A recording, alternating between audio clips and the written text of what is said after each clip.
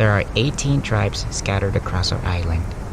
We all call ourselves Malagasy, but our customs and way of life vary from place to place. Here in Mananzari, we are members of the Atambaoka tribe, the smallest tribe in Madagascar.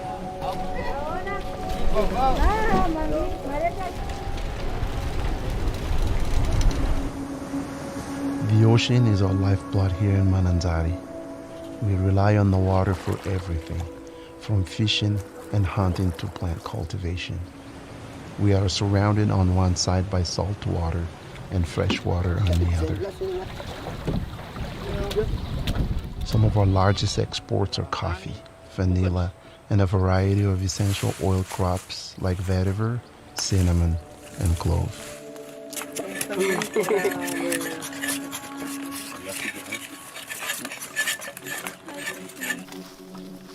There are 2 large exporters here, and countless farmers running their own small distilleries. In this area alone, there are more than 80 small-scale distilleries.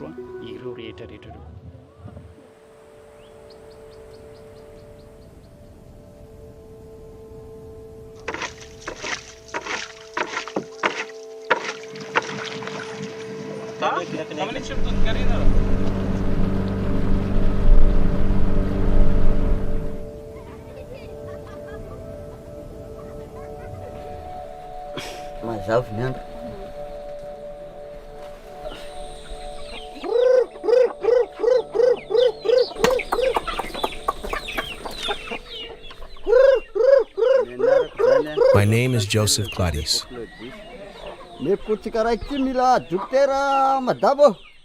I've been a farmer here in Mananzari for 7 years now.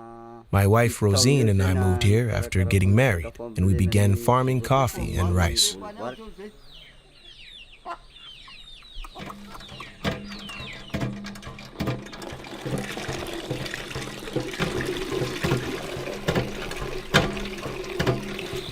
We have a simple life here on the outskirts of Mananzari. Each morning, Claudius feeds the chickens and prepares our tools while I fetch water and cook breakfast.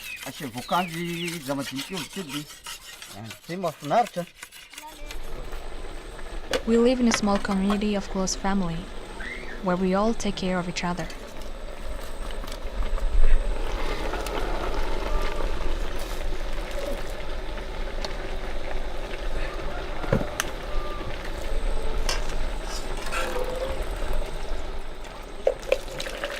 We have a young son named Claudio.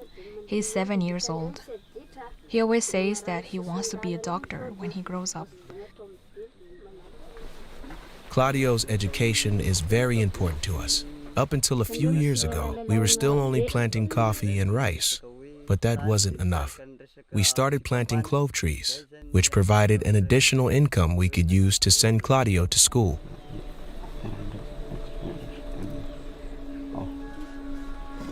There are no doctors this far away from the city.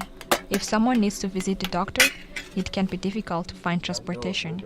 We hope that by sending Claudio to school, he will someday have the opportunity to open a clinic in our area.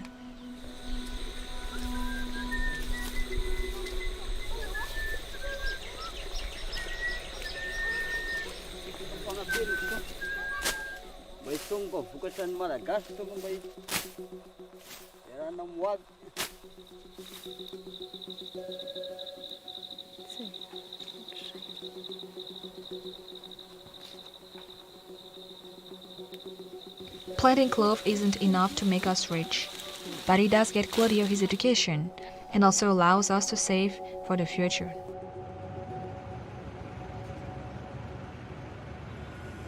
Many farmers live far outside of the city, and it's hard for them to transport their product to the market where they can be sold. Because of this, we've seen traders begin to appear in Mananzari, men who travel from farmer to farmer buying out their stock and taking it to the market. Middlemen are the biggest challenge. A trader might go to a farmer and buy out his stock of clove, and then sell it in the city market for double the buying price.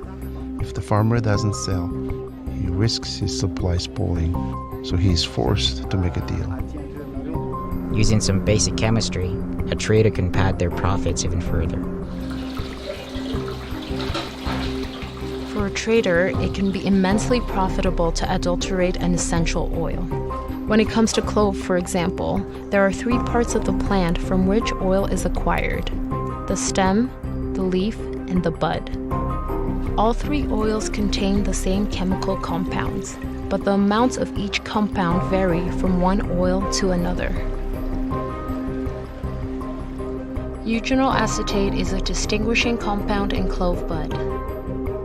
Essential oil derived from the bud is naturally the most valuable, being worth double the clove stem and quadruple the clove leaf.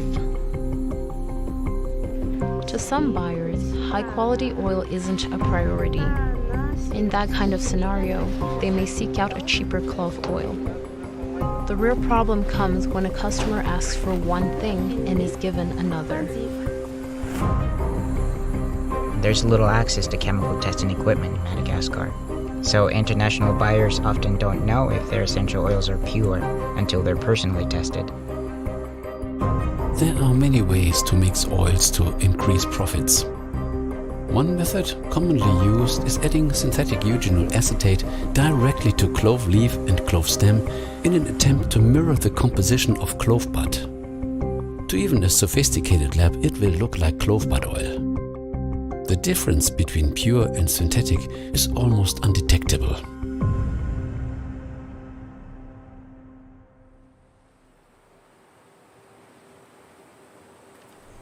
Naturally, most sellers claim their oils are pure, and it would be difficult to prove them wrong.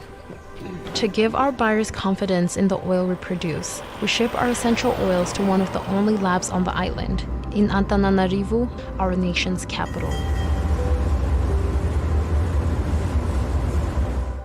The tests we run in this lab are not comprehensive, but it gives our buyers some base levels to go off of.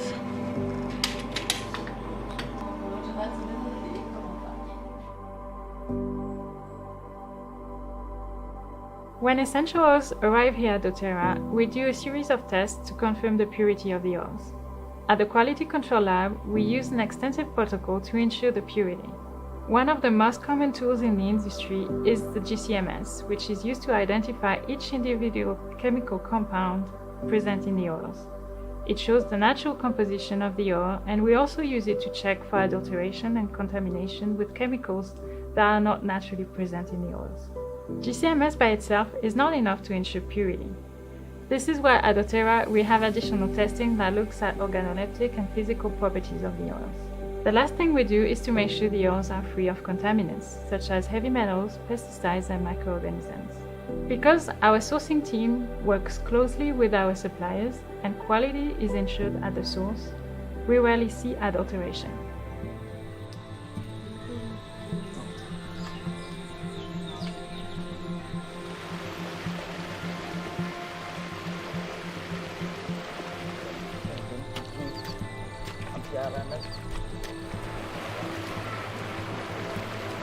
These farmers are at the heart of the essential oil industry.